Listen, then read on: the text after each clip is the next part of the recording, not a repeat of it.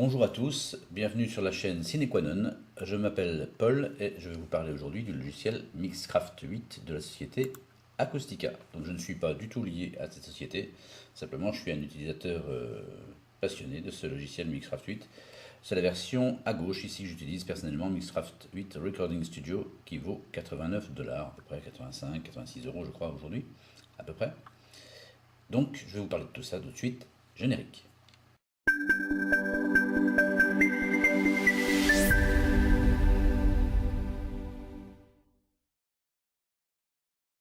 Voilà, donc lorsque vous ouvrez le logiciel, voici ce qui se passe à l'écran.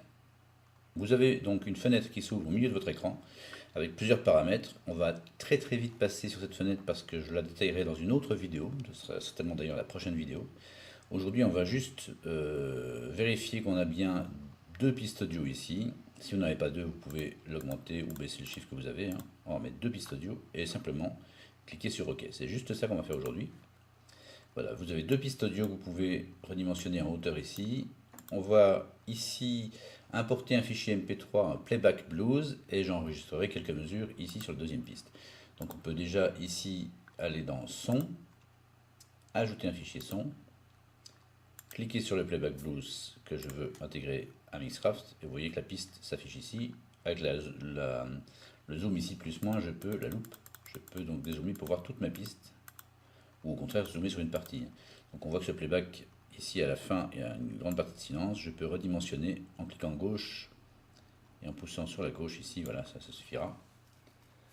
Voilà, donc pour ensuite armer votre enregistrement, vous vérifiez ici avec la petite flèche qui est orientée vers le bas ici, le micro que vous choisissez. Moi en ce qui me concerne, j'ai un seul micro branché sur mon PC, c'est un micro externe, donc un Shure, comme vous voyez ici.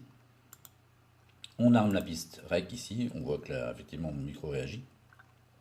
Et on va enregistrer. Pour ma part, je vais enregistrer l'harmonica sur les premières mesures. Je vais zoomer d'ailleurs sur la piste, élargir un petit peu pour voir venir le fichier. De toute façon, on va l'écouter en même temps.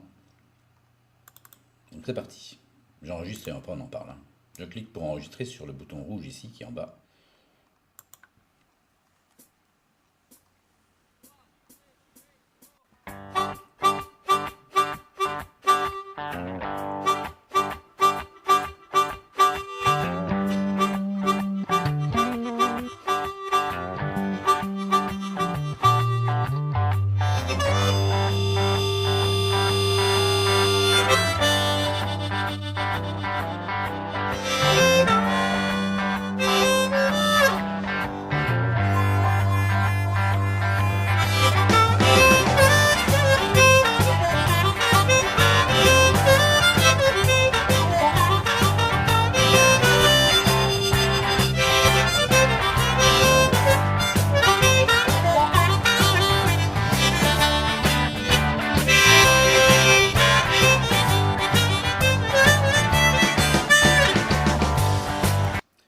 Exemple. Donc, le niveau d'enregistrement, je le règle ici, quand la piste est armée. Je règle mon micro ici, plus ou moins fort pour l'enregistrement. Moi, je l'avais réglé au milieu ici. C'est simplement pour que vous puissiez entendre ce que vous jouez dans votre casque. Car je vous conseille d'enregistrer au casque, bien sûr, et surtout pas d'enregistrer avec les enceintes ouvertes vers votre micro, parce que sinon le micro va capter à la fois le son des enceintes et à la fois le son de votre instrument. Bon, pour ma part c'est l'harmonica, vous l'avez remarqué, bien sûr, mais d'autres instrumentistes peuvent utiliser une guitare, une flûte, enfin tout ce qu'on veut, un piano, ce qu'on veut. Et donc il faut surtout pas, ou même chanter, et il ne faut surtout pas que Mixcraft enregistre à la fois le son de vos enceintes et à la fois ce que vous enregistrez par le micro, pour avoir deux pistes séparées, ce qui est le cas ici. Là j'ai bien deux pistes séparées, j'ai une piste playback ici, et comme j'ai enregistré au casque, le micro n'a pas pu capter bien sûr le son du playback qui passait dans le casque, il a enregistré uniquement le son de mon harmonica. Alors on voit ici que ma courbe est assez faible parce que j'ai enregistré, réglé mon micro assez bas pour ne pas saturer. On peut, en double-cliquant sur la piste ici, voilà, sur la bande Bordeaux ici, en double-cliquant sur la piste, on voit ici ma courbe plus précisément, et je vais pouvoir faire CTRL-K pour normaliser, vous venez de le voir, normaliser la piste, c'est-à-dire augmenter le volume au maximum sans que ça sature. On voit ici le pic maximum de la courbe, ici à droite, ne sature pas, elle n'est pas coupée par la piste. Donc voilà, ça c'est l'enregistrement. Donc c'est vraiment une version basique, une première vidéo basique d'enregistrement que je voulais vous montrer. Je peux désarmer ici ma piste d'ailleurs. On peut écouter bien sûr le résultat.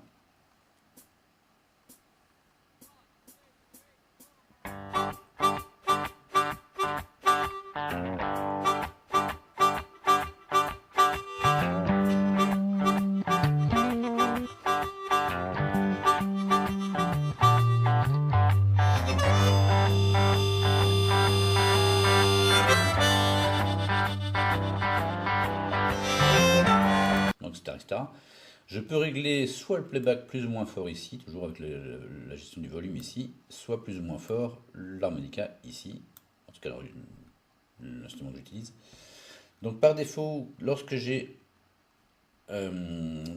intégré le fichier MP3 sur cette piste ici, de première piste, il m'a mis le nom du fichier ici. Par contre ici, il n'a rien mis du tout, donc je peux renommer en double-cliquant, marquant harmonica, vous marquez ce que vous voudrez, ça correspondra à votre instrument. Une fois que vous avez la piste qui est en bas ici affichée, vous avez vu on a normalisé le volume, on peut aussi enlever le souffle de la piste, car quand on enregistre comme ça avec un micro, la plupart du temps il y a un souffle qu'on entend. Si j'isole la piste en tête, écoutez au tout début, je ne sais pas si vous l'entendrez avec la compression de YouTube. Bon, il y a un très très fort souffle dans mon casque, je ne sais pas si vous l'entendez vous. Donc pour enlever ça, je vais tout simplement aller dans l'onglet audio ici, et bouger le petit curseur ici à fond jusqu'à 100%. Le logiciel par défaut va analyser la piste audio et tout ce qui est inclus ici entre mes deux fanions ici, voilà, c'est une zone donc vide, on voit bien qu'il n'y a pas de son. Et bien le logiciel va rechercher dans toute la partie audio que j'ai enregistrée la même courbe de fréquence et la masquer, l'enlever. Et donc on va ici enlever le souffle puisqu'on a bien vu que cette piste là, il n'y a pas de courbe audio qui passe dedans. On peut aussi la redimensionner, si je voulais, je pouvais faire comme ceci et comme ceci, pour sélectionner toute la piste ici.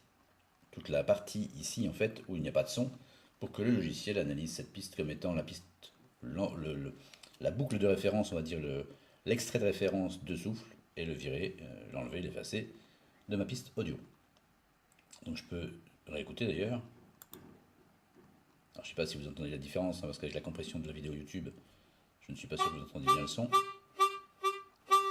Voilà.